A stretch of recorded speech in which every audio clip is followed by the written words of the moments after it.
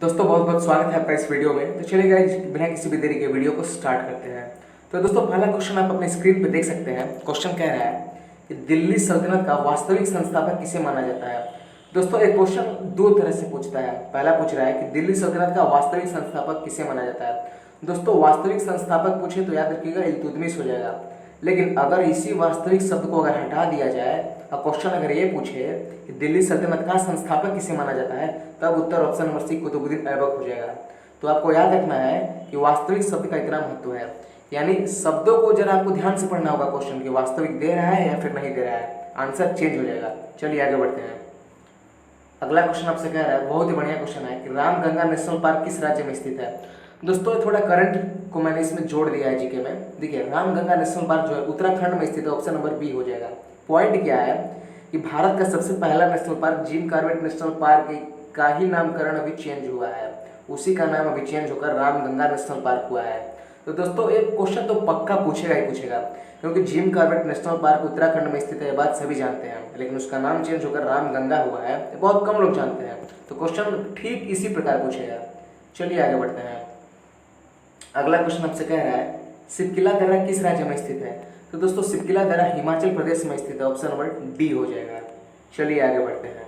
और अगला क्वेश्चन आपके सामने है कि ब्राह्मणों पर सर्वप्रथम जजिया कर किसने लगाया था, यानी पंडितों पर। तो दोस्तों ब्राह्मणों पर जजिया कर सबसे पहले लगाया था फिरोज शाह तुगलक ने, ऑप्शन नंबर सी हो जाएगा। अब एक पॉइंट आपको ये भी याद रखना है कि जजिया क्या है, तो एक प्रकार का कर है। कई बार क्वेश्चन पूछा है कि दिल्ली सल्तनत या फिर मुगल शासनकाल में प्रयोग होने वाला शब्द जजिया क्या है। तो जजिया एक प्रकार का कर है। चलिए आगे बढ़ते हैं, यानी टैक्स है। चलिए आगे बढ़ते हैं।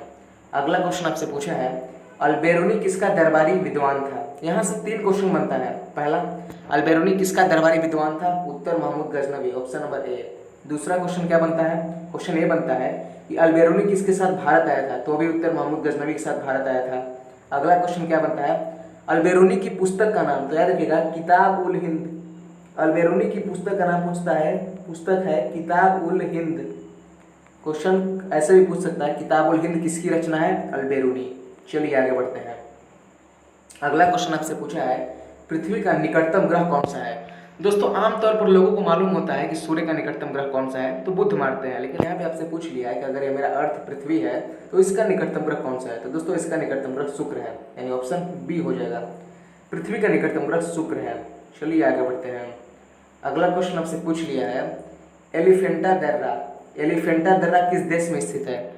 तो दोस्तों एलिफेंटा दर्रा जो है वो श्रीलंका में स्थित है, ऑप्शन नंबर बी हो जाएगा, श्रीलंका। चलिए आगे बढ़ते हैं। अगला क्वेश्चन आपसे पूछा है विश्व डाक दिवस कब मनाया जाता है। विश्व डाक दिवस, तो दोस्तों उत्तर होगा ऑप्शन नंबर बी, 9 अक्टूबर को मनाया जाता है। और दोस्तों आज 8 अक्टूबर है और आज इंडियन एयरफोर्स डे मनाया जा रहा है, यानी वायुसेना दिवस, याद रखिएगा। चलिए आगे बढ़ते हैं। अगला क्वेश्चन आपसे पूछा है कि रंगा स्वामी कप किस खेल से संबंधित है। रंगा स्वामी कप किस खेल से संबंधित है, तो उत्तर ऑप्शन नंबर ए, हॉकी।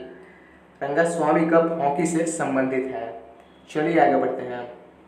और बहुत ही अच्छा क्वेश्चन है, ज्योग्राफी का क्वेश्चन है कि देशांतर रेखाओं की कुल संख्या कितनी है। तो दोस्तों देशांतर रेखाएं या फिर अक्षांश रेखाएं की अगर हम बात करें तो ये दोनों काल्पनिक रेखाएं हैं। ऐसी कोई रेखा पृथ्वी पर खींची नहीं गई है, हम मान लेते हैं कि ये रेखाएं रही होंगी। चलिए ठीक है। तो दोस्तों देशांतर रेखाओं की जो संख्या है वो 360 है, ऑप्शन नंबर बी है। अगर अक्षांश रेखा पूछे तब 180 हो जाएगा, पॉइंट याद रखिएगा। चलिए आगे बढ़ते हैं। अगला क्वेश्चन आपसे पूछा है यूनेस्को का मुख्यालय कहाँ है। तो दोस्तों यूनेस्को का मुख्यालय पेरिस में है, ऑप्शन नंबर ए हो जाएगा। देश का नाम पूछे तो याद रखिएगा फ्रांस। यूनेस्को का मुख्यालय फ्रांस देश में स्थित है, यानी पेरिस में है। चलिए आगे बढ़ते हैं। दोस्तों आज का सबसे अंतिम प्रश्न, और ज़्यादातर लोग 99% लोग इस क्वेश्चन में फंसेंगे ही, तय है।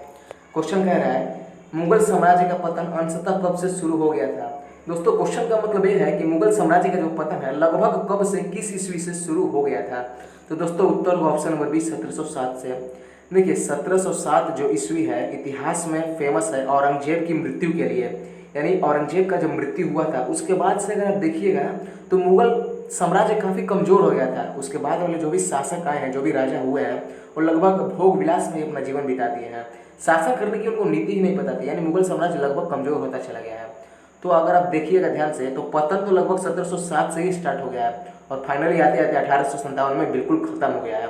तो आपसे एक क्वेश्चन पूछते हैं, कमेंट सेक्शन में छापिएगा कि मुगल साम्राज्य का अंतिम शासक कौन था और उसको बाद में किस जेल में रखा गया था। चलिए बताइए इसका आंसर।